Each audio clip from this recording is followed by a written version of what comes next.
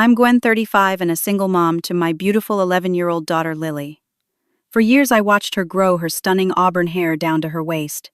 It was her pride, her identity.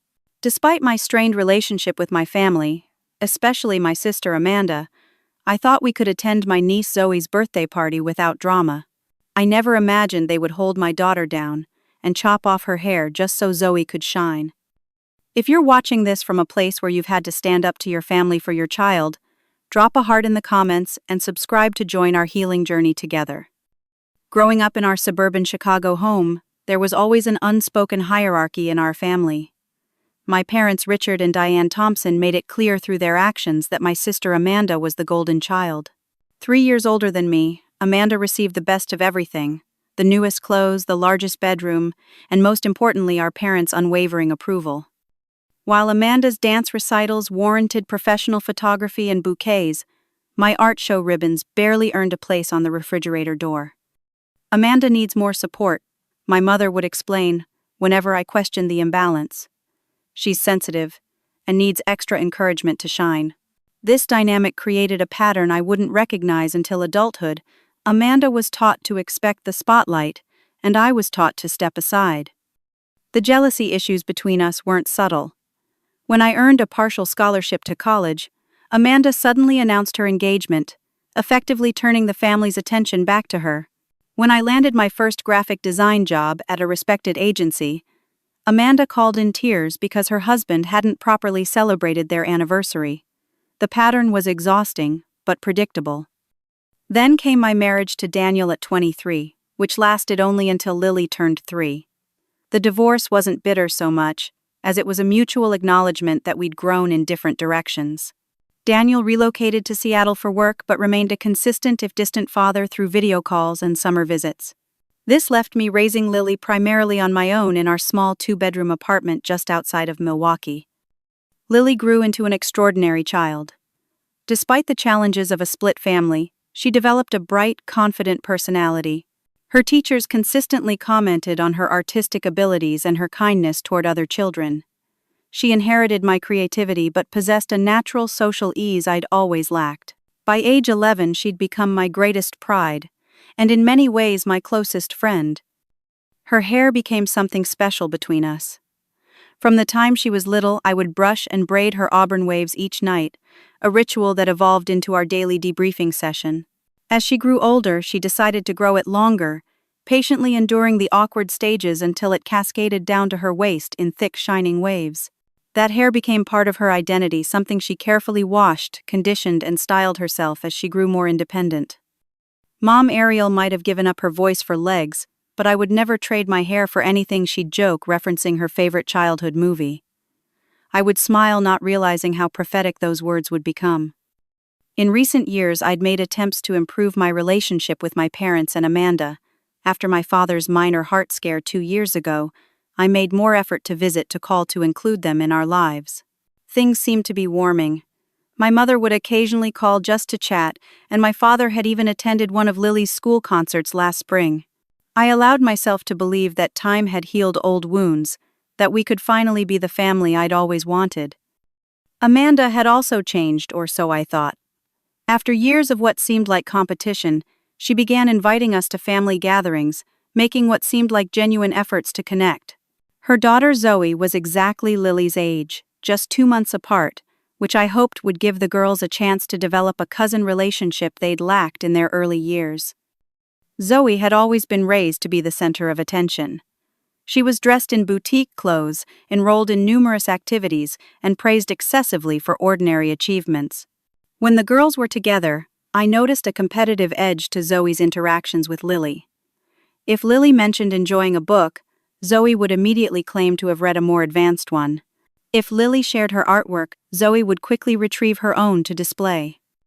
It concerned me, but I chalked it up to normal cousin rivalry that they would outgrow. The invitation to Zoe's 11th birthday party came as a text from Amanda. "We're having a big celebration for Zoe's birthday next Saturday.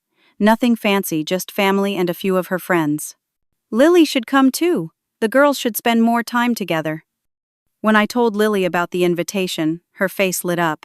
Despite the occasional tension with Zoe, Lily was always eager to spend time with family, perhaps craving the extended family connections that our somewhat isolated life didn't provide. "Can I wear my new blue dress?" she asked excitedly. "The one with the silver stars." I hesitated briefly, remembering how Amanda had commented last Christmas that Lily's festive dress was a bit much for a family gathering, but I pushed the thought aside. This was progress, this invitation. This was the family healing I'd hoped for. "Of course, sweetie," I replied. "You'll look beautiful." As we prepared for the party, I allowed myself to believe that this gathering would help heal old wounds. That my parents would continue warming to us, that Amanda and I might finally move past our childhood rivalry, and that Lily and Zoe might even become friends. I silenced the small warning voice in my head that had learned over years to be cautious around my family.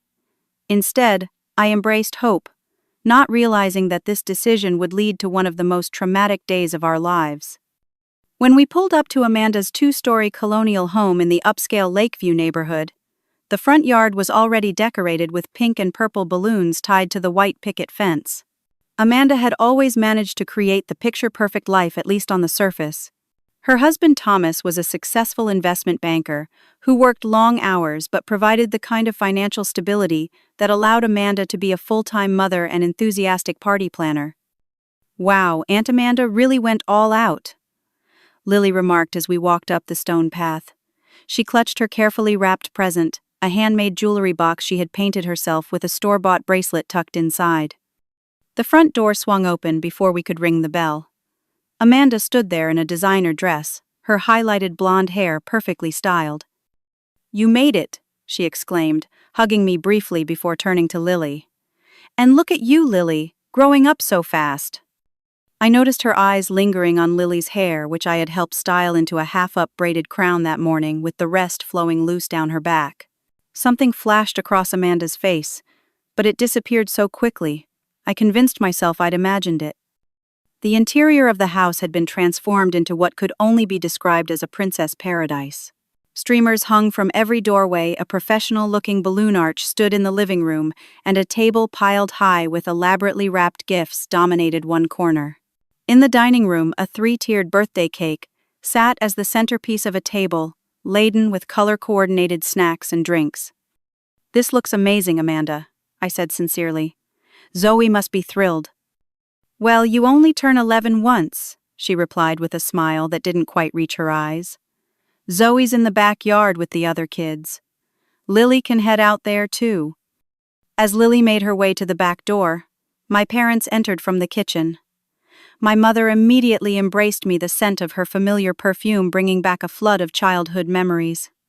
"Gwen, darling, it's been too long," she said, though we'd seen each other just 3 weeks earlier at Sunday dinner.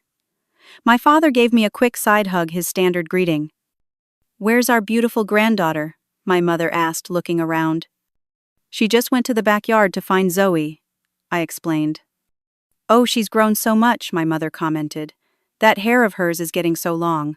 Must be difficult to maintain." There was something in her tone that made me uncomfortable, but I brushed it off. She loves it. It's kind of her thing now. The first hour of the party passed pleasantly enough. I chatted with a few relatives I hadn't seen in months, helped Amanda bring out more snacks, and occasionally checked on Lily through the back window. She seemed to be getting along well enough with Zoe and her friends, though I noticed she often stood slightly apart from their tight circle.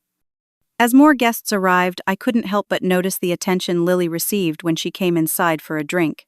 My Aunt Barbara immediately commented on how tall she'd gotten, and my cousin Jennifer asked Lily about her gorgeous hair and whether she'd ever considered modeling.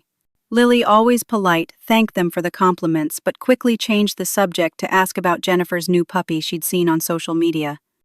From across the room, I caught Amanda watching these interactions, her expression growing more pinched with each compliment Lily received. Zoe hovered near her mother, her eyes narrowed as she observed the attention her cousin was getting.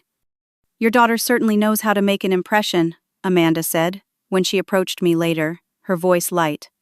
But with an undercurrent I recognized from our childhood. That hair of hers really does draw the eye.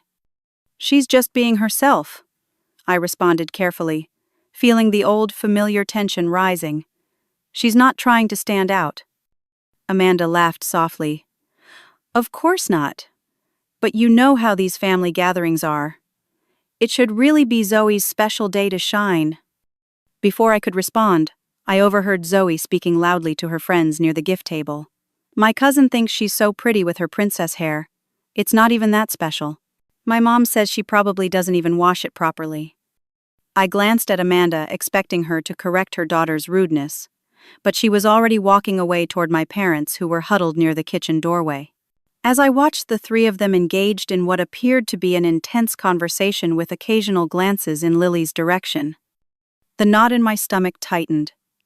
I considered gathering Lily and leaving early, but I didn't want to create a scene or reinforce the idea that we couldn't get along as a family. Instead, I decided we would stay through the cake cutting and then make a graceful exit.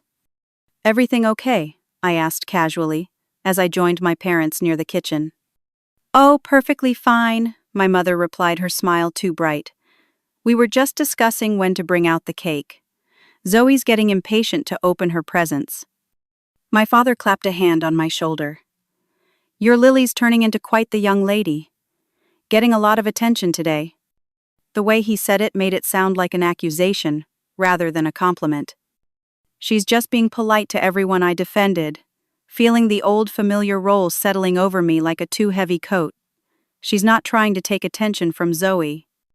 My mother patted my hand. "Of course not, dear. No one's saying that. But you know how sensitive Zoe can be. It's her special day after all." I took a deep breath, reminding myself that leaving now would only create more tension. Just cake presents, and then we could go home. I could do this for Lily, who, despite the undercurrents, seemed to be enjoying the opportunity to be part of a larger family gathering. What I didn't realize was that beneath the surface pleasantries, a plan was already being set in motion that would shatter our day and change our family dynamic forever. By mid-afternoon, the party was in full swing. Children ran through the house and yard high on sugar and excitement. The adults clustered in small conversation groups, catching up on family news and neighborhood gossip. On the surface, everything appeared to be a typical family celebration, but I couldn't shake the feeling that something was off. Amanda's demeanor had shifted from merely tense to openly hostile. When Lily offered to help distribute paper plates for the cake, Amanda quickly intercepted her. "That's really not necessary," she said, her voice saccharine. "Zoe and I have a system planned already." Lily stepped back, confusion flashing across her face. "Oh, sorry. I was just trying to help." "You can help by not trying to take over everything," Amanda muttered, just loud enough for Lily and me to hear. I placed my hand on Lily's shoulder. "Let's go get some punch, sweetie." As we moved toward the drink table, my mother intercepted us. "Lily, darling, that dress is awfully fancy for an afternoon birthday, isn't it? And all that hair flowing around the food. Not very practical." Lily's hand unconsciously went to her hair. "I'm being careful, Grandma." I felt my protective instincts flare. "Her dress is perfectly appropriate, Mom. And her hair is clean and brushed." My mother gave a small dismissive laugh. "Always so defensive, Gwen. I was merely making an observation. Zoe's dress is much more suitable for the occasion, don't you think? Simple and elegant." Before I could respond, we heard a commotion from the gift table. Zoe stood with her hands on her hips, her face flushed. "It's my birthday. Why is everyone talking to Lily?" she demanded loudly, causing several nearby conversations to halt. Nobody even noticed my new headband. Amanda rushed to her daughter's side, shooting a cold glare in our direction. "Honey, everyone is here for you. Don't worry about your cousin." Thomas, Amanda's husband, looked uncomfortable as he tried to defuse the situation. "How about we do the cake now? Everyone loves cake, right?" As the guests moved toward the dining room, I noticed my father pull Amanda aside. They moved to the kitchen, speaking in hushed tones. My mother soon joined them. Years of experience told me they were discussing us, and not in a positive way. I approached the kitchen doorway, catching fragments of their conversation. "Always been this way, showing off," my father was saying. "That hair is ridiculous for a child her age," my mother added. Amanda's voice came through clearer. "Zoe's been looking forward to this for months, and now everyone's just fawning over Lily like she's some kind of princess." I stepped into the kitchen, causing all three of them to fall silent and turn toward me. "If you have concerns, you should address them to me directly," I said, working to keep my voice steady. "Lily hasn't done anything wrong." My father cleared his throat. "No one's saying she's done anything wrong exactly, but she could tone down her appearance a bit. Out of consideration." I stared at him, disbelieving. "Tone down? She's 11 years old, Dad. She's wearing a nice dress and has long hair. That's hardly provocative." "It's not about being provocative," my mother interjected. "It's about consideration for Zoe's feelings. Surely you can understand that as a mother." "What I understand," I replied carefully, "is that you're asking my daughter to make herself less in order to accommodate Zoe's insecurities. And that's not a lesson I want to teach her." Amanda crossed her arms. "Well, that's just perfectly, Gwen, isn't it? Always thinking your child is too special to follow the same rules as everyone else." I took a deep breath. "We'll stay for cake, and then I think it's best if we leave."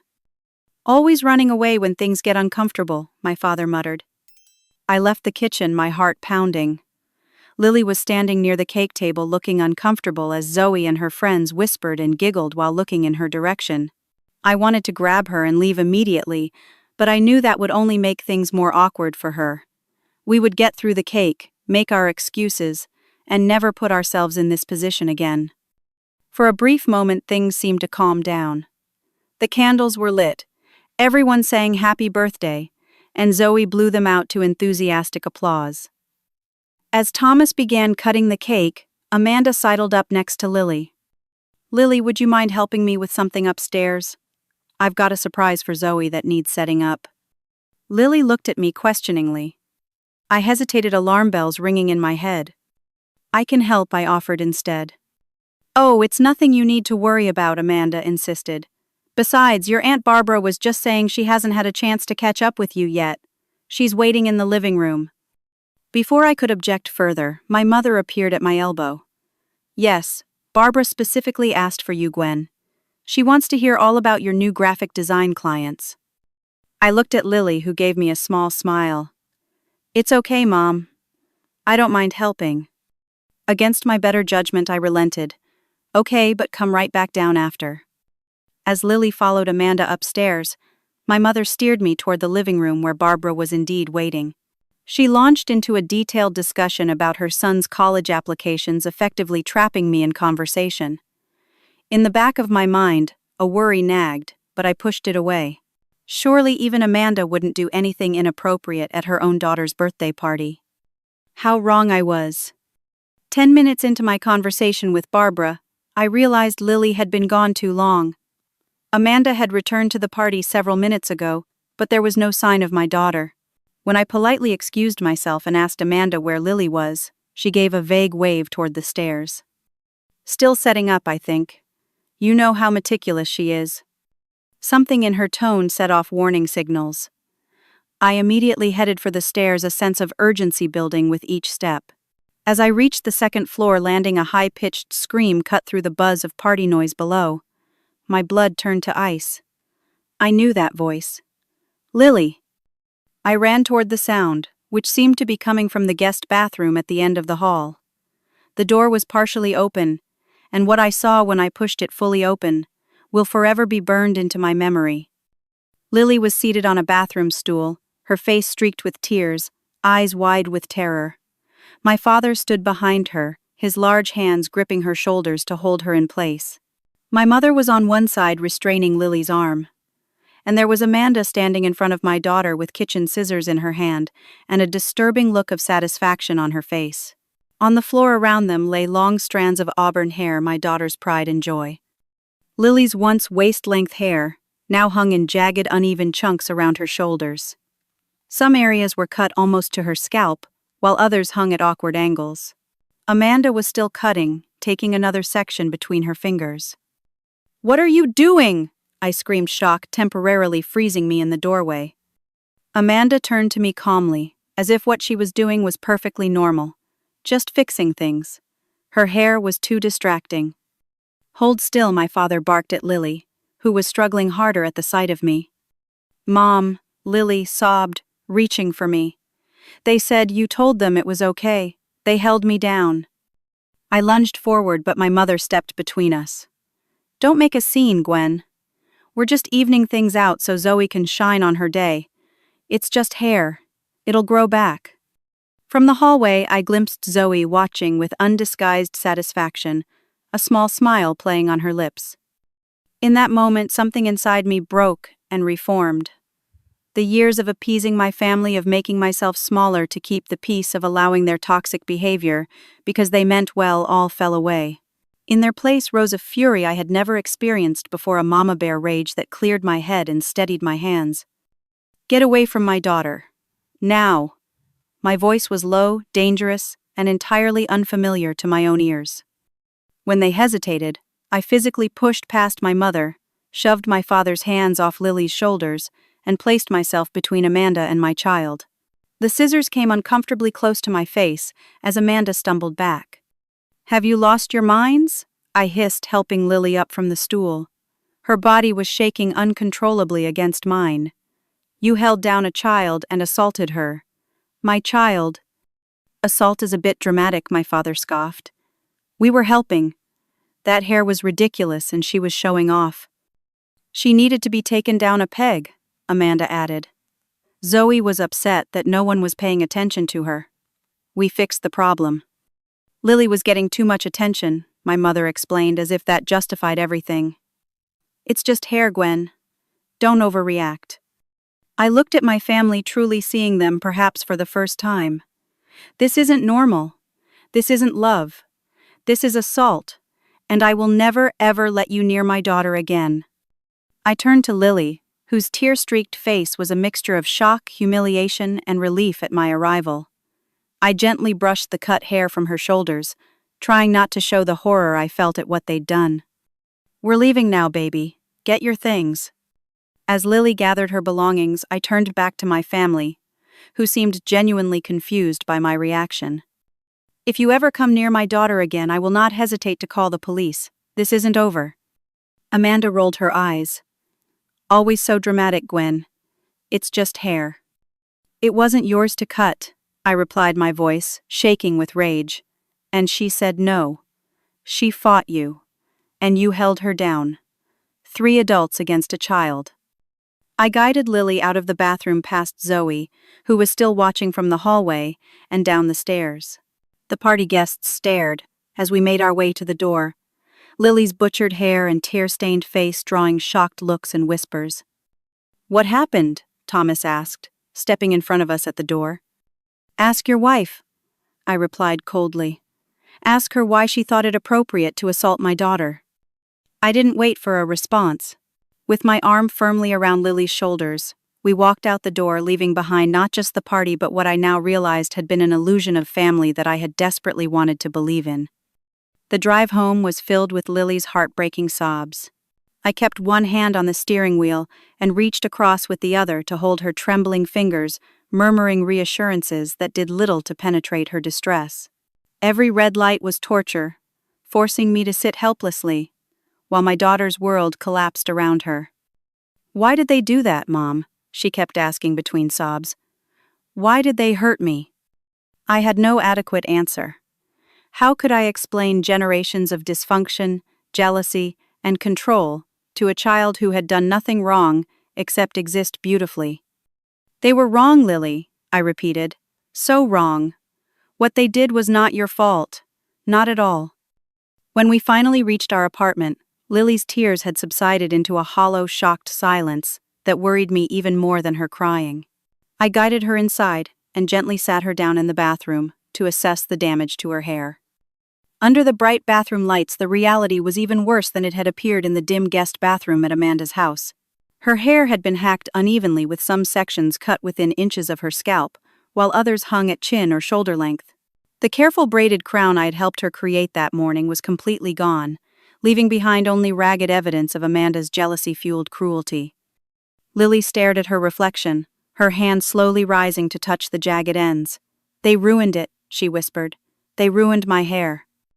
I swallowed hard against the lump in my throat. We'll fix it, sweetheart. We'll find a way to make it beautiful again. But as I gently tried to comb through the remains of her once glorious hair, Lily's shock gave way to a fresh wave of tears. They held me down. "Mom," she sobbed. "Grandpa held my shoulders so hard it hurt. Grandma kept saying it was for my own good, that I was too vain. Aunt Amanda kept cutting even when I begged her to stop, and Zoe was watching and smiling." Her words pierced my heart like physical blows. The image of my parents and sister restraining my child while cutting off her hair against her will was almost too much to bear. This wasn't just a family squabble or a misunderstanding. This was a violation, a betrayal, of the most fundamental kind. After washing her hair and doing what little I could to even out the worst of the damage, I helped Lily change into her comfort clothes, soft gray sweatpants, and her favorite oversized University of Wisconsin sweatshirt. She looked smaller, somehow diminished not just by the loss of her hair, but by the loss of trust in people who should have protected her. "I'm going to make us some hot chocolate," I told her, pressing a kiss to the top of her head. "And then we can watch whatever you want on TV tonight." While Lily curled up on the couch with her favorite blanket, I retreated to the kitchen and finally allowed myself a moment to process what had happened. My hands shook as I heated milk on the stove. Rage and grief battled within me, along with a sickening sense of guilt that I had allowed this to happen by trusting my family, by leaving Lily alone with them, even for a few minutes. The sound of my phone ringing pulled me from my thoughts. My mother's name flashed on the screen. I almost declined the call, but a surge of anger made me answer instead. "How could you?" I demanded, without preamble. My mother's voice was irritatingly calm. "Gwen, you're overreacting. We were trying to help." That hair was becoming an unhealthy obsession for Lily, and quite frankly, it was inappropriate for her to come to Zoe's party looking like that. Looking like what Mom like herself, with the hair that grows naturally from her head. "Don't take that tone with me," my mother snapped. "We are your parents, and we have every right to guide our granddaughter when we see her developing problematic behaviors." "Problematic behaviors," I echoed in disbelief. "She was proud of her hair. That's it. And you held her down and traumatized her because of your own twisted ideas and Amanda's jealousy." Amanda was upset that Lily was taking attention away from Zoe. Any mother would understand that. "I'm a mother," I replied coldly. "And what I understand is that you assaulted my child. You held her against her will and cut off a part of her body. Do you realize that's a crime?" My mother's laugh was dismissive. "Don't be ridiculous. It's hair, not a limb." "It doesn't matter. You restrained her and cut her hair without consent. That's assault." "You're being dramatic," my mother insisted. "Lily will get over it once she realizes how much more manageable her hair is now. You should be thanking us for saving you both the hassle." I ended the call without another word, my entire body shaking with rage. Minutes later, a text arrived from Amanda. "She'll get over it. Stop being dramatic and making this a bigger deal than it is. You're ruining Zoe's special day." As I stared at the message, a realization dawned on me. This wasn't just a momentary lapse in judgment or a misguided attempt to help. This was the culmination of years of toxic dynamics of my family's belief that they had the right to control others to make decisions about my child's body without her consent or mine, and they genuinely couldn't understand why I was upset. That night, after Lily had fallen into an exhausted sleep beside me in my bed, I began researching. First, I looked up hair salons specializing in fixing damaged or badly cut hair.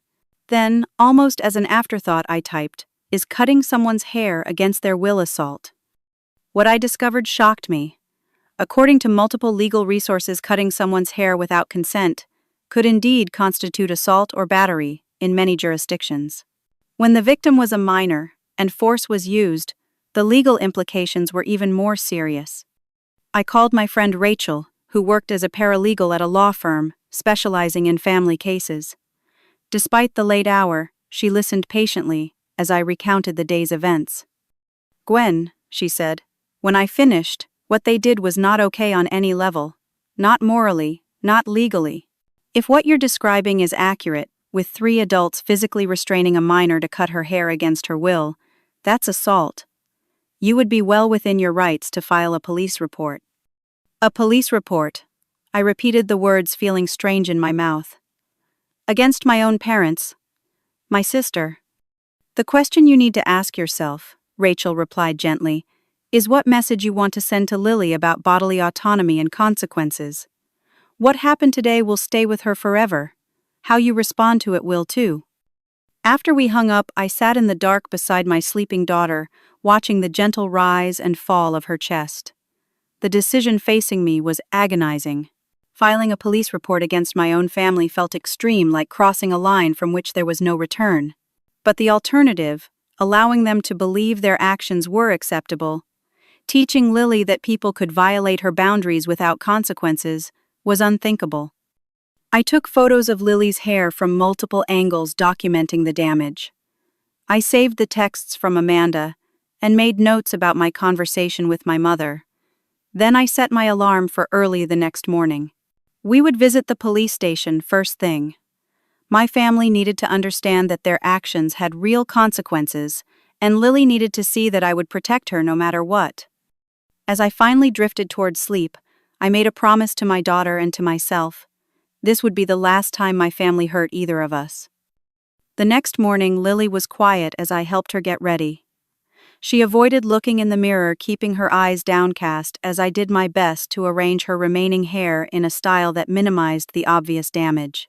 We ate breakfast in near silence, the weight of what lay ahead, heavy between us.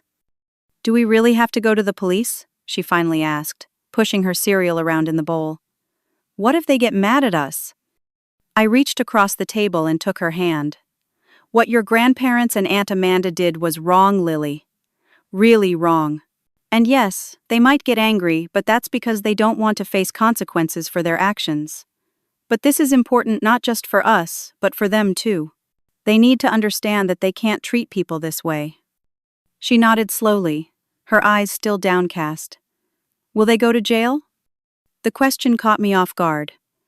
"I don't know exactly what will happen," I answered honestly. "But probably not jail, at least not right away. They'll likely have to talk to the police, and maybe appear in court. The important thing is creating an official record of what happened, and showing them that their actions have consequences." We arrived at the Milwaukee Police Department's 3rd District Station just after 9 in the morning. The fluorescent lights of the lobby seemed harsh after the gray October morning outside. Lily stayed close to my side as we approached the front desk, where an officer with kind eyes and graying hair at his temples greeted us. "Good morning. How can I help you today?" he asked. "I need to file a report," I said, my voice steadier than I expected. "My parents and sister assaulted my daughter yesterday." The officer's expression shifted to concern. He took in Lily's uneven hair and subdued demeanor. "I see. Let me get someone who can take your statement." He picked up a phone and spoke quietly before turning back to us. "Officer Martinez will be with you shortly. You can have a seat if you'd like." We sat on hard plastic chairs against the wall. Lily's leg bounced nervously, and I placed a calming hand on her knee. "It's going to be okay," I whispered. "I'm right here with you." Officer Martinez turned out to be a woman in her 30s with a no-nonsense demeanor that softened when she introduced herself to Lily. She led us to a small interview room and took detailed notes as I explained what had happened at the birthday party. Lily added her own account, her voice gaining strength as she described how her grandparents had held her down while Amanda cut her hair. And they wouldn't stop when I said no. Lily emphasized a flash of anger breaking through her sadness. I kept saying, "Please stop, and you're hurting me," but they just told me to be quiet. Officer Martinez nodded, her expression serious. "What you're describing could constitute assault of a minor, Mrs. Harrison. Forcibly restraining someone and cutting their hair against their will is not just a family dispute, it's potentially a criminal offense." "Will you need to talk to my parents and sister?" I asked. "Yes, we'll need their statements as part of the investigation. I'm going to refer this to Detective Collins, who specializes in cases involving family matters and minors. He'll be in touch soon to follow up." As Officer Martinez was wrapping up our interview, her radio crackled. She listened for a moment, then gave me a meaningful look. "It appears your family members are here at the station." My stomach dropped. "Here now?" "Yes. Apparently, they've come to file a complaint against you for leaving the party without proper notice and causing a disruption. I couldn't help but laugh, though there was no humor in it. Of course they did. Would you prefer to avoid them, or? Officer Martinez let the question hang. I looked at Lily, whose eyes had widened with fear. What do you want to do, sweetheart? We can try to leave without seeing them, or we can face them with Officer Martinez right here with us. Lily took a deep breath, squared her shoulders in a way that made my heart ache with pride despite everything. We can see them. I'm not scared when you're with me. Officer Martinez led us back to the lobby. The scene that greeted us was exactly as I might have expected. My parents stood near the front desk, my father's face red with indignation as he gesticulated to a stoic officer. Amanda sat on one of the plastic chairs, dabbing at her eyes with a tissue. All three froze when they spotted us. Gwen. My mother's voice was a mixture of surprise and building outrage. What are you doing here? The same thing you are, apparently, I replied coolly. Speaking with the police. My father stepped forward. This has gone far enough. You're turning a family matter into a public spectacle. This is exactly the kind of attention-seeking behavior you've always encouraged in Lily. Officer Martinez stepped slightly in front of us. Sir, I'm going to ask you to lower your voice and maintain a respectful distance. Amanda rose from her seat, her expression morphing from fake tears to fury when she saw us. You called the police on your own family over a haircut. Do you have any idea how much trouble you're causing? It wasn't a haircut. Lily suddenly spoke up, her voice clear and strong despite its slight tremor. It was 3 adults holding me down and hurting me when I said no. A hush fell over the lobby. Even my father seemed momentarily taken aback by Lily's direct accusation. My mother recovered first, her face crumpling into a performance of hurt. Lily, sweetheart, we were trying to help you. You were becoming too focused on your appearance, too vain. That's not healthy for a young girl. Don't talk to her, I warned, stepping closer to Lily. You've lost that right. This is ridiculous, my father blustered, though I noticed he seemed less certain now. We're her grandparents. We have every right to guide her upbringing. You have no rights to her at all, I corrected him. You certainly don't have the right to hold her down and cut off her hair against her will. Amanda stepped closer, her voice dropping to a hiss. You're really going to tear this family apart over this? Make us all look bad? Have you thought about how this will affect Mom and Dad's reputation in the community? How it will affect my marriage if Thomas thinks I'm some kind of child abuser? You should have thought about those consequences before you decided to assault my daughter, I replied evenly. A man in a blazer approached our group. I'm Detective Collins.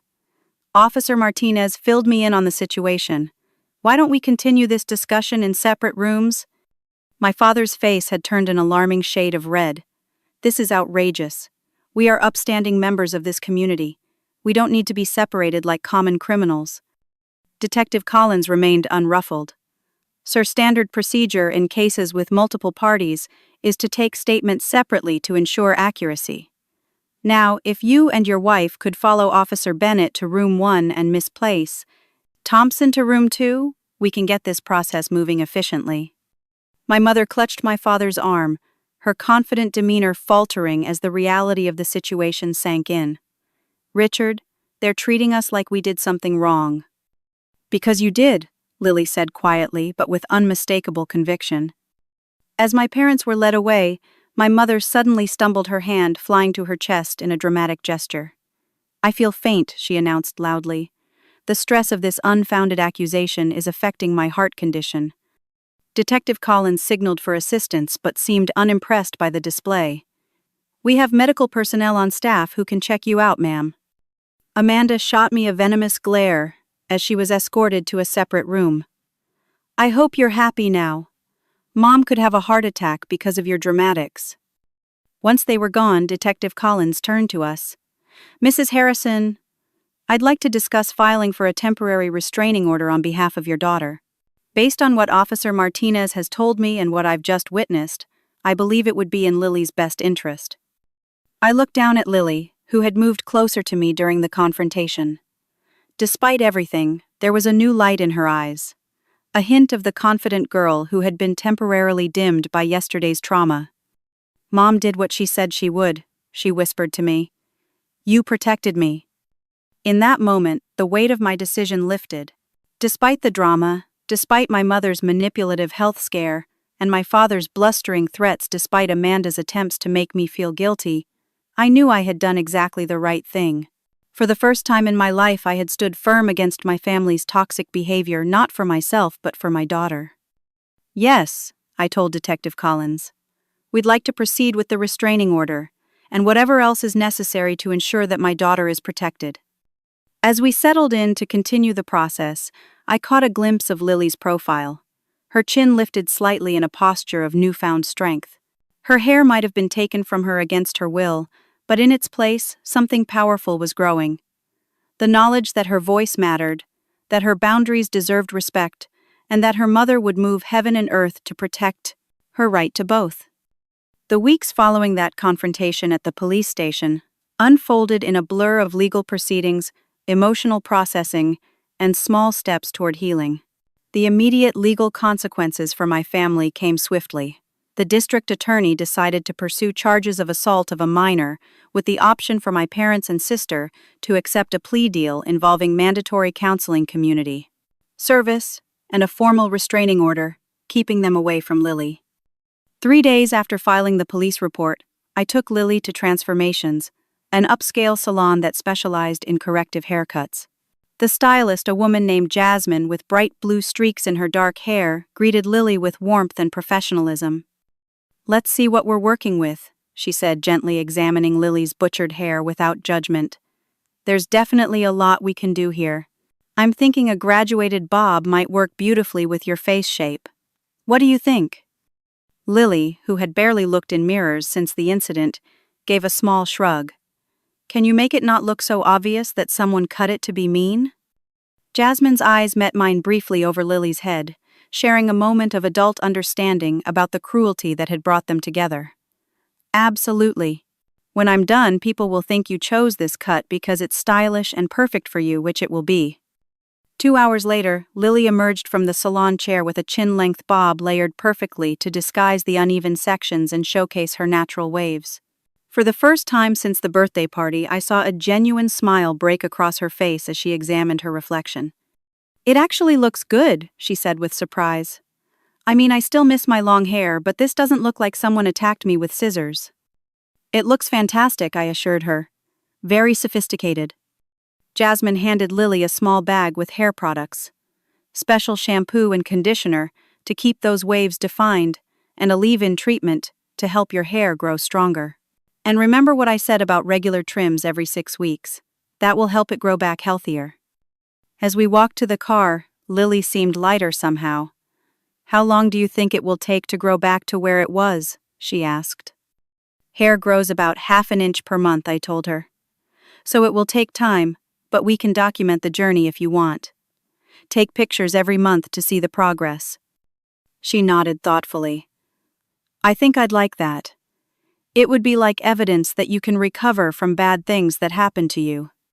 Her insight nearly brought me to tears right there in the parking lot. The legal process continued its course. My parents and Amanda initially tried to fight the charges, hiring an expensive attorney who attempted to paint the incident as a family misunderstanding and me as an overprotective mother manufacturing drama. But the photos of Lily's hair, her consistent testimony, and even statements from party guests who had witnessed our exit, and Lily's distress, proved too compelling to dismiss. 2 months after the incident, they accepted the plea deal, agreeing to mandatory counseling sessions focused on boundaries and respect, plus 50 hours of community service each. The formal restraining order would remain in place for 1 year, after which it could be re-evaluated based on their compliance and Lily's comfort level. Thomas, Amanda's husband, called me privately after they accepted the plea. "I want you to know I had no idea what they were planning," he said, his voice heavy with regret. "I was setting up the outdoor games when it happened. If I had known, I would have stopped it." "I believe you," I told him, surprised to find that I meant it. "But you understand why we can't be around them right now." "I do," he replied. "And for what it's worth, I've told Amanda that what they did was absolutely wrong. Zoe too. We're in family counseling now, separate from the court-mandated sessions. It was a small comfort, but a comfort nonetheless. The support we received from unexpected places became our lifeline. Daniel, Lily's father, flew in from Seattle as soon as he heard what happened, spending a week with us and making it clear to Lily that he fully supported the actions I had taken. He even attended one of Lily's therapy sessions, reinforcing that both her parents stood united in protecting her. "You did the right thing, Gwen," he told me the night before he flew back. "I don't think I would have had the courage to stand up to my entire family like that. Lily is lucky to have you." Lily's school counselor recommended a therapist specializing in children who had experienced trauma, and we began weekly sessions. Dr. Lauren helped Lily process not just the physical violation of having her hair cut, but the deeper betrayal by family members she had trusted. "They tried to make me smaller," Lily said during one session I was invited to join. "They wanted me to be less so Zoe could be more. But that's not how it works, right? One person doesn't have to be less for another person to be special." "That's absolutely right," Dr. Lauren confirmed. "Each person's light can shine without dimming anyone else's. What happened wasn't about you being too much. It was about their insecurities and wrong ideas about how relationships work." I began my own therapy as well, working through the guilt I felt for exposing Lily to my toxic family dynamics and the complex grief of cutting ties with my parents and sister. My therapist helped me recognize patterns I had normalized throughout my life, ways I had been conditioned to accept mistreatment and minimize harm in the name of family peace. "You broke the cycle," she told me during one particularly difficult session. "You showed Lily that love doesn't mean accepting abuse and that family bonds don't give people the right to violate boundaries. That's an incredibly powerful lesson." 6 months after the incident, signs of healing began to appear in both expected and unexpected ways. Lily's hair had grown nearly 3 inches now, touching her shoulders and beginning to regain its natural wave. More importantly, her confidence was returning, bolstered by the knowledge that she had been heard, believed, and protected. An art project she created for school, a mixed-media piece about bodily autonomy titled "My Body, My Choices," won first place in the district-wide competition. The piece featured photographs of hair in various stages of growth intertwined with powerful statements about consent and respect. When her art teacher asked what inspired the project, Lily spoke openly about her experience turning her trauma into education for others. Around the same time, I received an email that caught me completely off guard. It was from Zoe, sent from what appeared to be a secret email account. "Dear Aunt Gwen and Lily," it read. "I'm really sorry about what happened at my birthday. I was jealous of Lily's hair and how everyone liked it, and I told Mom I wished Lily didn't look so pretty. But I never thought they would actually hurt her like that. I've been thinking a lot about it in our family therapy sessions. I don't want to be the kind of person who needs other people to be less so I can feel good about myself. I miss Lily, and I hope someday she can forgive me. I understand if she can't." I showed the email to Lily, careful to emphasize that she had no obligation to respond or forgive if she wasn't ready. She thought about it for several days before composing a reply. "Dear Zoe, thank you for your apology. What happened really hurt me both physically and emotionally. I'm still working through those feelings with my therapist. I don't think we can go back to how things were before, but maybe someday we can start over and build a new kind of relationship based on respect. I hope your therapy is helping you too." It was a mature response that made me immensely proud, showing Lily's growing emotional intelligence and strength without abandoning her boundaries. As the 1-year mark approached, we had created new traditions and found a kind of chosen family and friends who showed us what healthy relationships really looked like. Rachel and her husband included us in their holiday celebrations. Lily's art teacher invited us to family barbecues. My colleagues at the graphic design firm became personal friends who checked in regularly and offered support. Lily's hair now reached past her shoulders, and though it would take another year or more to return to its previous length, she had developed a new relationship with it. "My hair is just one part of me," she told me one evening as I helped her braid it. "It's not all of who I am, but it's still mine to decide about." When the restraining order came up for review, we made the decision to extend it for another 6 months. My parents and Amanda had completed their required counseling, but their attempts at reconciliation still focused more on forgetting what happened than acknowledging the harm they had caused. Until they could truly understand the gravity of their actions and offer genuine apologies that didn't include phrases like, "But we meant well," or "You're still overreacting," we would maintain our distance. 1 year and 2 months after that terrible birthday party, Lily came home from school with news that brought her journey full circle. "Miss Davis asked if I would speak at the school assembly about personal boundaries and consent," she announced proudly. "She says my experience could help other kids understand that they have the right to say no even to family members." As she stood at the podium the following week, her hair now cascading past her shoulders in gentle waves, her voice clear and confident, I felt a profound mixture of sorrow for what she had endured and pride in the person she was becoming, because of, and despite that experience. "My hair doesn't define me," she told the assembled students and teachers. "But nobody gets to take my choices away.